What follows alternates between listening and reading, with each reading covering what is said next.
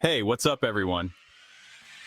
Welcome back to Fastest Fix, your go-to channel for learning ethical hacking, cybersecurity tips, and digital safety in the simplest way possible. If you're new here, make sure to hit that like button, subscribe, and ring the bell icon so you never miss a drop of powerful knowledge. And don't forget, the link to helpful resources, ethical hacking tools, and beginner guides is right in the description and pinned comment below. Today's topic is a big one.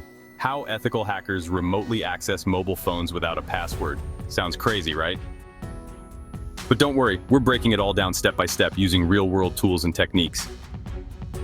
Just a quick disclaimer, this video is strictly for educational purposes only. Everything shown here is meant to raise awareness, promote ethical practices, and improve cybersecurity. Never test or use any of these tools without proper authorization or consent. All right, let's dive in. So why is this topic important? Think about it. We store everything on our phones: messages, passwords, bank logins, private photos, and even work documents. That makes smartphones a prime target for cyber attackers. From data breaches to spyware attacks, we've seen real cases where hackers have silently taken control of mobile phones without even touching them. No PIN, no fingerprint, no Face ID needed. But here's the good news. Ethical hackers use these same techniques to test systems, find vulnerabilities, and help companies patch their weaknesses before real attackers exploit them. Let's look at how it's done ethically and what tools are commonly used in professional penetration testing and mobile security research. First, understand this.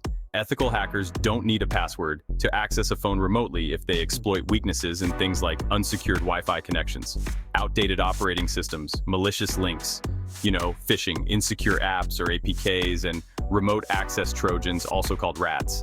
It's not magic, it's vulnerability exploitation using tools that interact with a device over a network. These tools are often run in ethical hacking environments like Kali Linux, Parrot OS, or even Termux on Android. Let's break down 5 tools and techniques ethical hackers use to ethically test mobile phones for remote access vulnerabilities.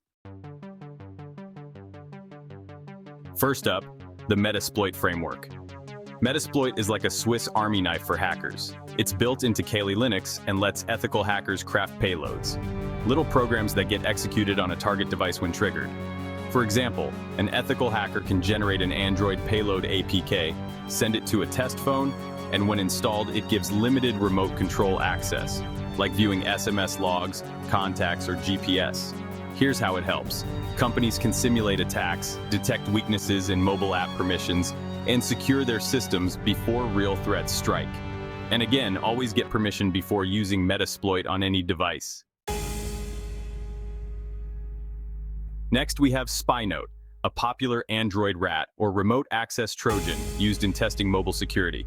It's a tool that allows full control over a device once the app is installed, including reading SMS, listening to the microphone, accessing file storage, and viewing camera streams. In real-world ethical hacking labs, security researchers use tools like SpyNote to study how malicious apps behave, what permissions they abuse, and how to detect or block them. Oh, and here's a pro tip, always check app permissions. If a flashlight app wants access to your mic or camera, yeah, that's a red flag. Evil-Droid is a tool specifically designed to embed malicious payloads into legitimate Android apps. Let's say you want to test a scenario where an attacker modifies a real app like Instagram to secretly carry a backdoor. Evil-Droid helps simulate this in a controlled, ethical hacking environment. Once installed on the target test phone, the payload connects back to the attacker's device, giving shell access, data view, or control features. Ethical hackers use Evil-Droid to demonstrate how real-world threats might be hidden inside innocent-looking apps and help developers build stronger app-level security. What if you didn't need to install anything at all? The Social Engineering Toolkit, or SET, is a powerful Kali Linux tool that lets ethical hackers clone real websites and trick users into entering their info or downloading files. For example, you can clone a popular login page and host it on a local server. If someone clicks a link and logs in, you get their credentials.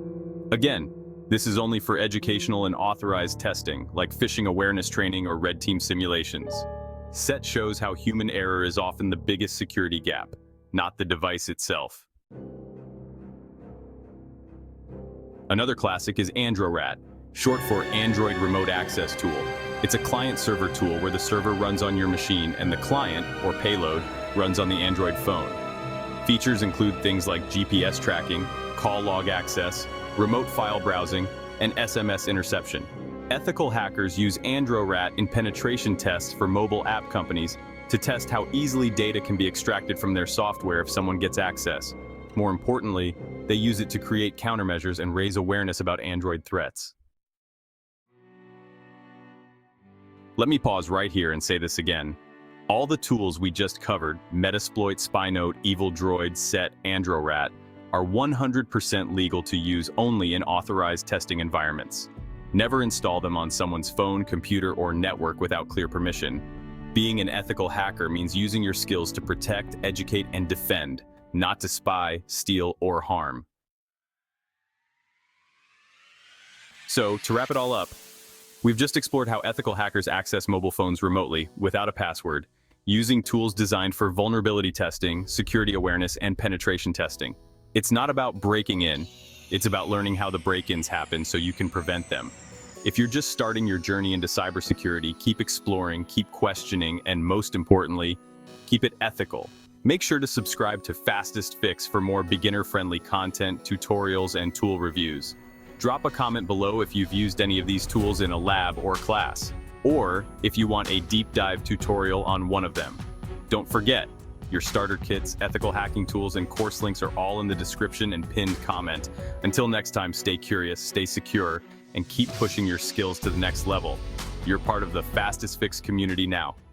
Welcome aboard.